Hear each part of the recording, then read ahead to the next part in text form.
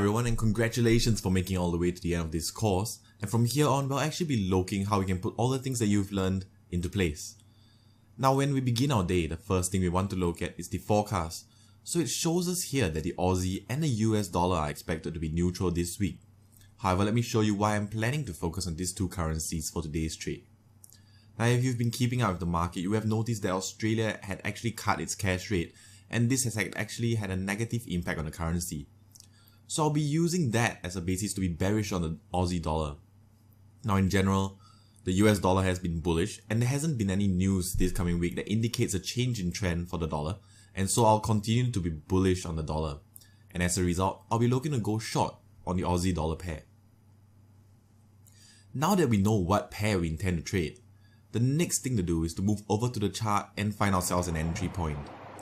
Now the most important signal that you need to have is that the stochastics have actually got to be overbought for you to go short, or oversold in order for you to go long on the pair. So as you can see here, the stochastics are actually coming down from being overbought. So this actually provides us with a very good place to begin shorting the currency.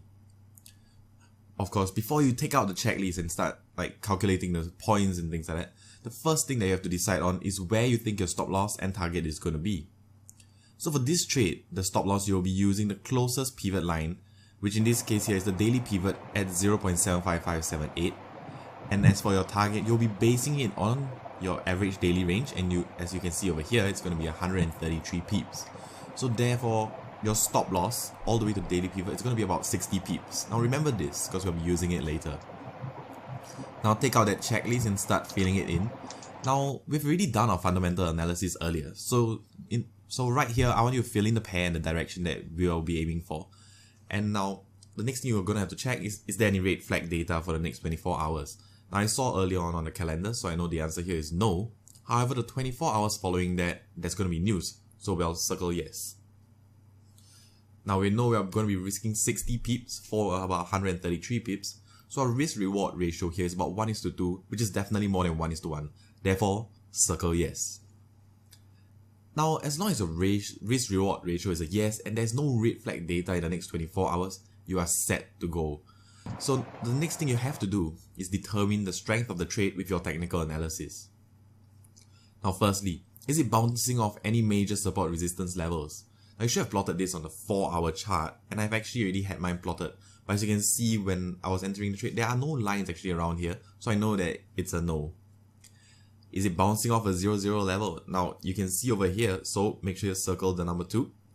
Now we also can see that the pair isn't bouncing off a pivot point or a Fibonacci, but it's actually coming down from being overbought.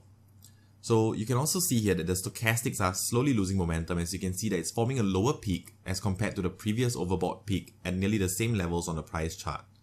So unfortunately, at the same time, there are no dojis here, so let's head on and let's just sum up the points. So in total, we have ourselves a total of 4 points. So based on the table, we'll be risking 1% of our account on this trade. Now head over to the lot size calculator, input the details, and you should get about 16 micro lots, which is the equivalent of 0.16 lots. Now that's for a basic account of about $10,000. Now head back over to MetaTrader, click on the new order and input the details now. Okay, so for your volume, we'll be using the 0.16 lots that we calculated earlier. And we know that our stop loss is at the daily pivot at 0.75578. And our target will be the minor S2, which is very close to the 133 pips that we got from the ADR. So we'll be using that as our target. Now once you're done filling in, click the sell by market, and it's now time to actually wait for this trade to realize itself. So I'll see you guys once the trade has concluded, or if I've actually decided to close the trade along the way due to changing market conditions. So I'll see you guys in a moment. Okay guys, I'm back and it's been great news. Now it's only been about 2 days, but I'm glad the trade actually turned out well and we've actually made some good profit from it. Now I have here our target of 0.3522, which you can actually see the price has actually hit our target a while back, and we've already banked in some really good peeps, as you can see over here at the bottom. Now this was some good returns as we were going for a 1:2 ratio, so you can see we've made slightly more than 2% of our returns over our account in just one trade. Now if you look out for trades throughout the week, you should be able to take about 3 to 4 trades. So good luck finding your own trades, and I hope this video has actually been useful for you. Now, if you guys like this, do let me know and I'll probably try to make more videos like this as and when I can. So guys, until next time, may the peeps be with you.